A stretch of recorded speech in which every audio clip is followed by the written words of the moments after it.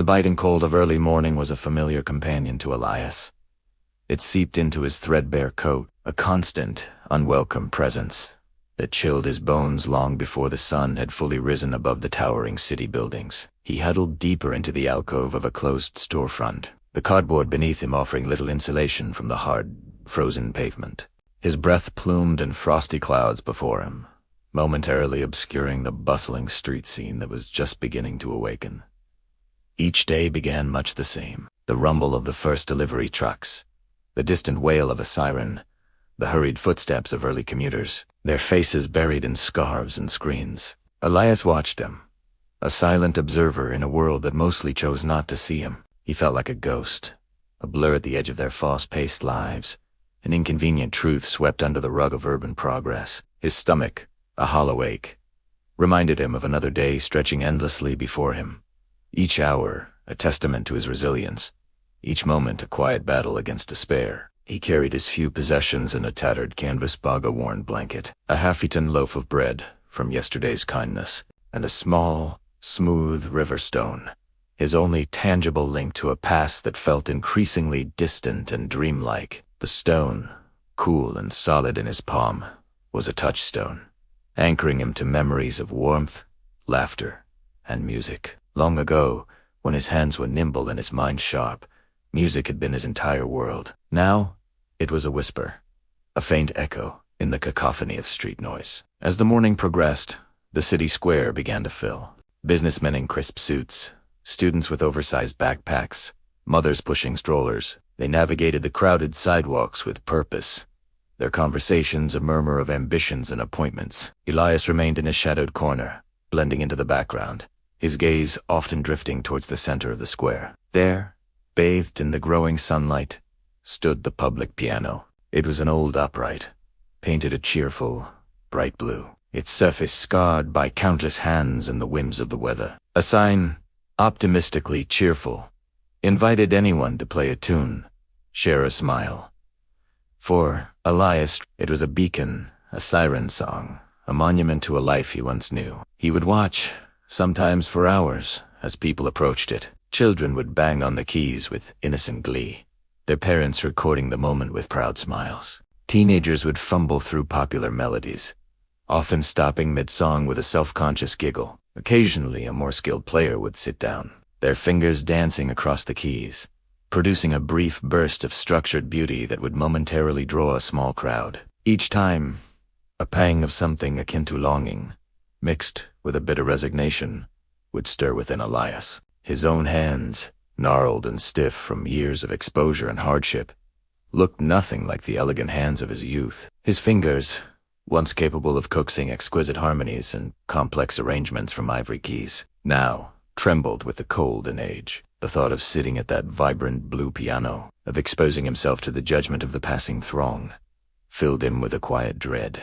What right did he, a man invisible to most, have to touch something so beautiful, so public? He imagined the stares, the whispers, the quick, averted gazes.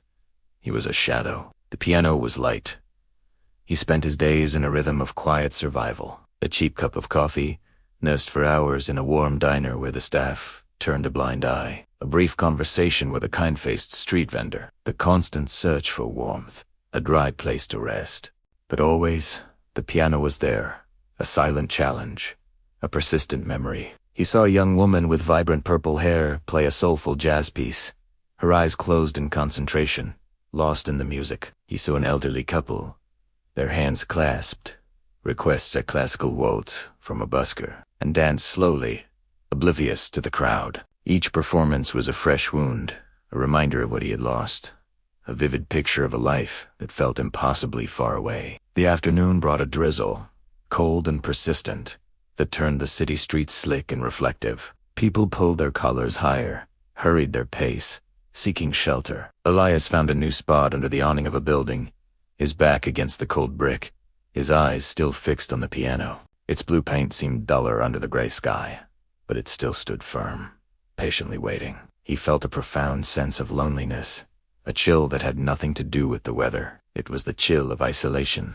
of being forgotten. He longed for connection, for a moment where he wasn't just a homeless man, but simply Elias, a human being. As dusk began to settle, painting the sky in bruised shades of purple and gray, the square emptied out. The commuters were gone.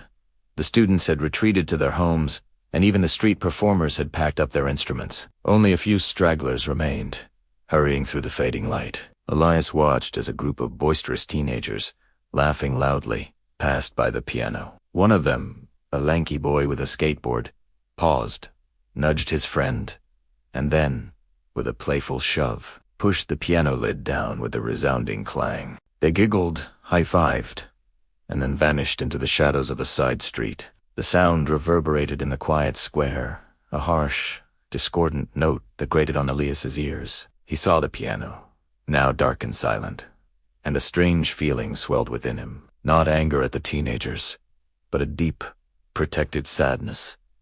For the instrument, for the music that had been so carelessly silenced. It sat there, abandoned, just like him. In that moment, a flicker of something long dormant ignited within Elias. A defiance, a quiet rebellion against the silence, against the cold, against the invisibility. He thought of the stone in his pocket, of the melodies it represented. He thought of the sign: play a tune, share a smile. The square was almost entirely deserted now. The city lights began to twinkle on, casting long, distorted shadows. The blue piano waited. Elias, pushing himself up, with a sigh that seemed to carry the weight of years, slowly began to walk towards it. His steps were slow, deliberate, each one a testament to a quiet decision. The cold wind still bit at his face, but he hardly noticed. His gaze was fixed on the keys, black and white, promising a language he once knew intimately. He reached the piano, his worn fingers brushing gently against the cool wood. He paused, took a deep, shaky breath, and then, with a resolve that surprised even himself, eased his frail body onto the piano bench. Elias settled onto the piano bench.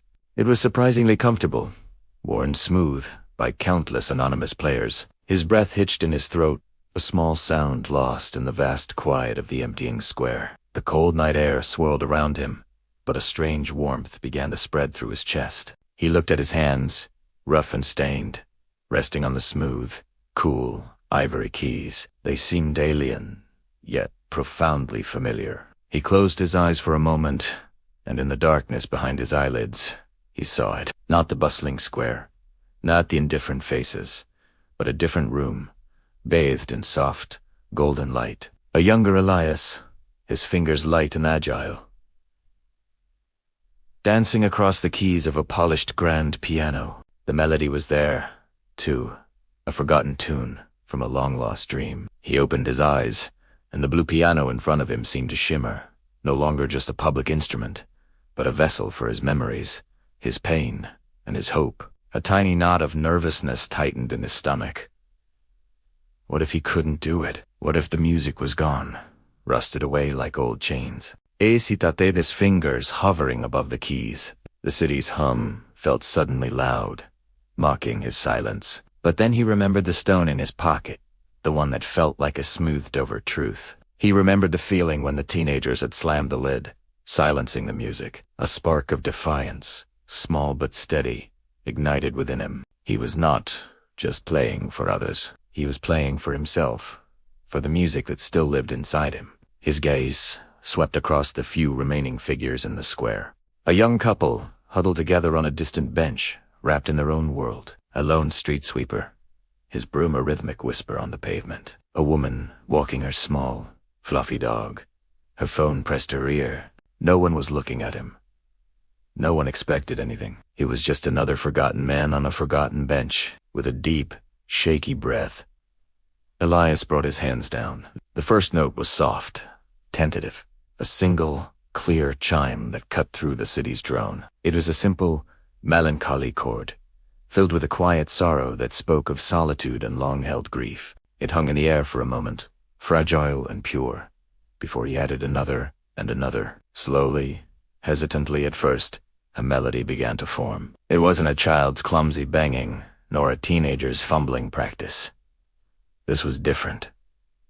This was music. His fingers, despite their stiffness, moved with an instinct born of years of practice, years of passion. The initial melancholy gave way to a delicate waltz, a tender dance that evoked images of bygone eras, of whispered confessions and soft lamplight. The notes flowed seamlessly, each one perfectly placed, each chord resonating with a depth that surprised even Elias himself. The street sweeper paused, his broom resting against his cart. The young couple on the bench slowly looked up, their conversation fading into silence. The woman walking her dog stopped mid-stride, her phone falling from her ear, her eyes wide with a sudden, dawning wonder. Others, drawn by the unusual beauty echoing through the square, began to slow their pace, then stop altogether. A small crowd, a handful of strangers, started to gather, drawn by the invisible thread of sound. Elias, lost in the music, was barely aware of them. His eyes were closed again,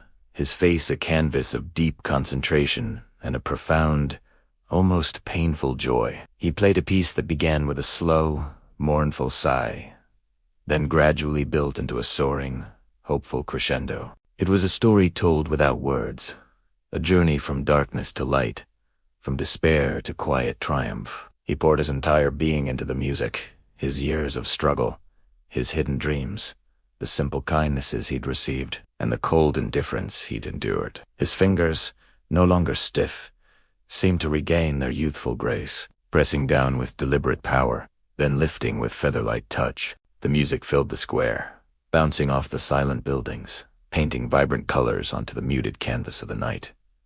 It was complex, yet utterly accessible. It was technically brilliant, yet achingly emotional. It was the sound of a master, a maestro, playing his heart out on a battered public piano. The crowd grew, silently, respectfully. More people, heading home from work, or simply passing by, were drawn into the spell. They stood at a distance, mesmerized.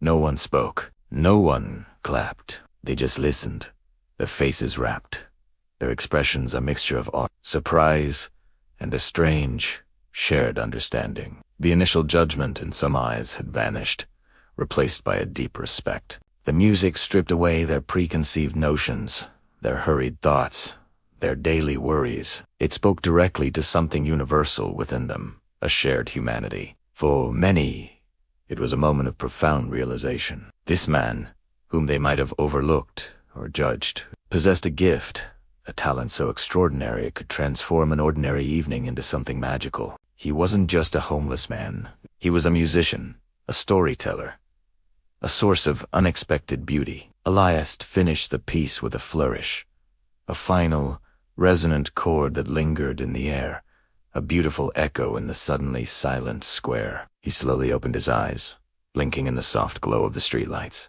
He saw the faces, dozens of them, now all turned towards him, their eyes moist, their expressions soft with emotion. They were not judging him.